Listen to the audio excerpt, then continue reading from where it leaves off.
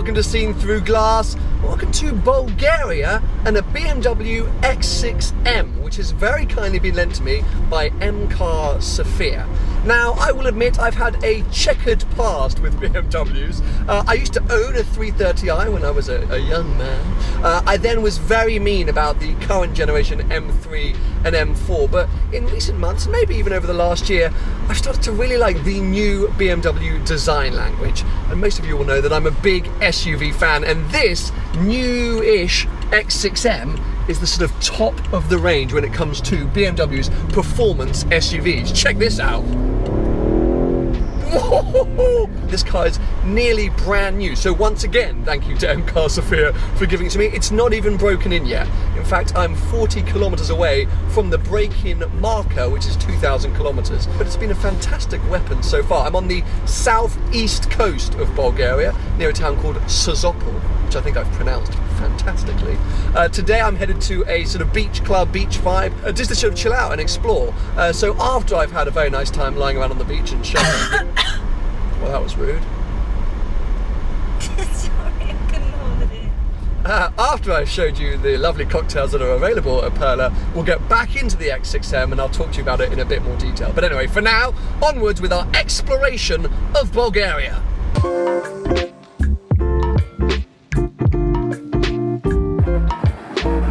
Now, what's quite cool about this place we're going today is it is set, or it is based, on a sort of ex-communist leader's estate, like abandoned estate. So you probably just saw those quite creepy gates that we just drove through. There aren't that many expensive cars knocking around Bulgaria.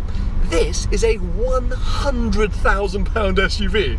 So as you drive around, people kind of treat you like someone very important. So I'm now going with the cliched thing of driving around pretending to be an old communist leader in my black BMW on my huge estate.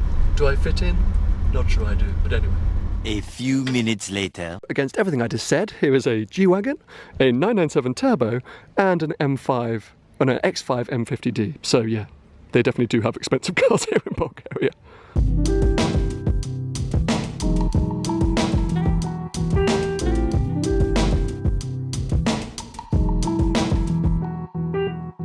Well, Perla turns out to be a vibe. We're in the sort of restaurant section now. I don't know if you can see just behind me, that is the old house of this communist leader I keep talking about. Don't know why I'm so obsessed with the idea of it. Oh, thank you.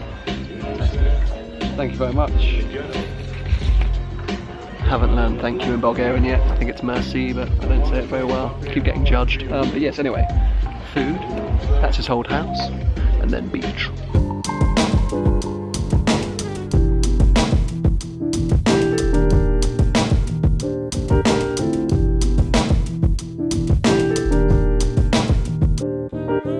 We've come inland after our lunch because I've seen these buggies lurking around. I don't know what they are, what you're supposed to do with them, where you're supposed to go, but obviously I'm going to try and have a go. So yes, beach chilling over, Buggy Adventure begins.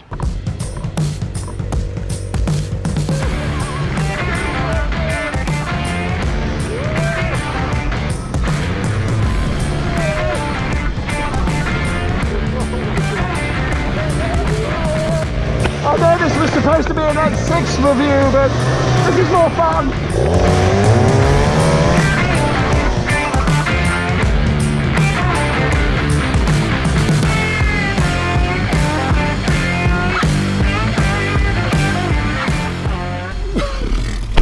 Well, that was a totally bizarre but hilarious experience. I feel like I've at least eaten about 16 different kind of flies. I'm covered in muck and grime, but I have no idea what those buggies are based on, but they're clearly based on some little Bulgarian hot hatch that's been just stripped away for a cage. The steering wheel's at a 90-degree angle the whole time. So yes, maybe I should have been taking this X6 on that course to prove its off-road ability, but this is a performance SUV, not an off-roading SUV. So yes, to the roads. We're going to go to another beach spot now, and I'll chat to you a little bit more on the way about this car. So let's get into the nitty gritty of it. This car, the newish BMW X6M, is nearly 570 horsepower. It's a complete tank. This is a big car. Even though this is the sort of coupe version of the X5, it is still a big car, which is great for usability and practicality terms. It is, after all, a sports utility vehicle, but it does struggle to lose its weight when you start getting on it. And talking about getting on it, one thing that's always sort of like, I don't know if it's intrigued me or baffled me about BMWs, we've got so many options when it comes to driving modes. Just for experimental sake, I'm going to put everything right now into Sport Plus, which could make this ride slightly unbearable for the next 10 minutes. But it's the first time I've done it, and we've just gone over that 2,000 kilometre threshold. So, manual gears, can use these paddles. Let's see what this X6M is all about. I have said previously that I'm not a big fan of very fast SUVs, but I'm coming round to them. I'm starting to understand the appeal of them a little bit more. This car, 4.4 litre V8, so it sounds good.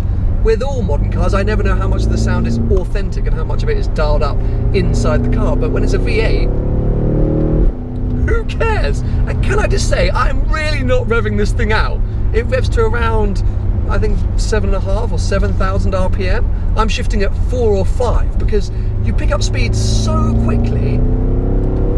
I don't know when you would ever be able to go absolutely flat out. But as I said earlier, it still struggles to lose its weight. And even though we're in Sport Plus on the steering, there is a bit of a sort of lean. It's not as impressive, I don't think, as I've found the Bentayga to be, or even the Range Rover Sport SVR.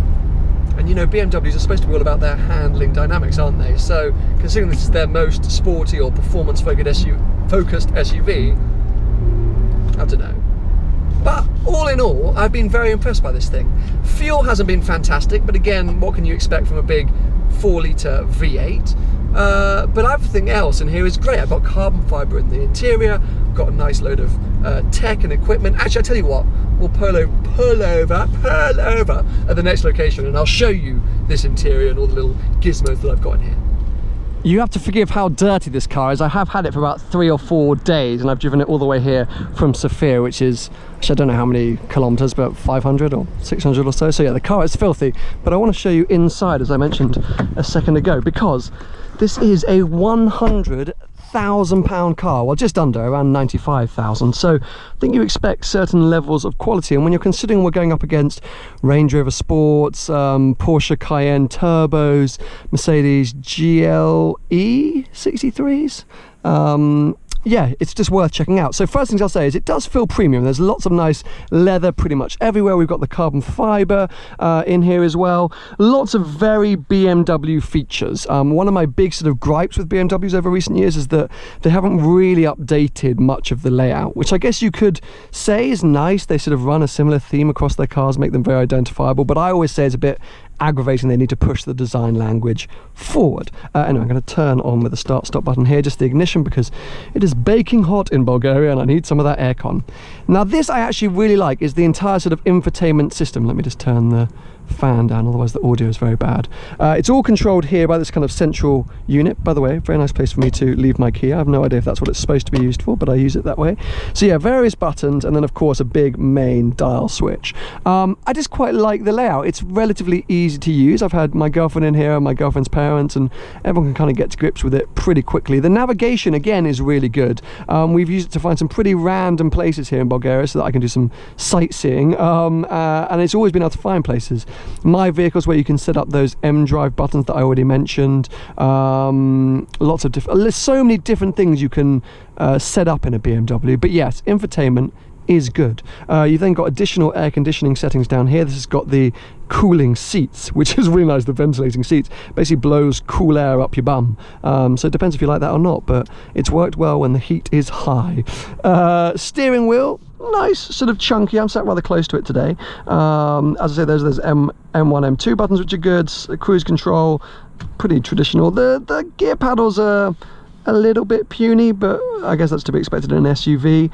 This sound system, the Bang & Olufsen top spec sound system, is spot on. We have been absolutely blaring music out and it's great. And then, as you would hope in a car of this size, loads of cubby holes. Drinks holders there, another little cubby hole here. This main glove box is going to be full of my wallet and phone, don't look too closely, but it's got wireless charging. Glove box over here, huge side things for drinks and whatever you might need. Let me show you the boot as well quickly, actually, because even though, as you can see, this is the sort of coupe style, the X6 rather than the X5 has this slanting coupe style, the boot is still a good size. Automatic open here. that is my camera bag.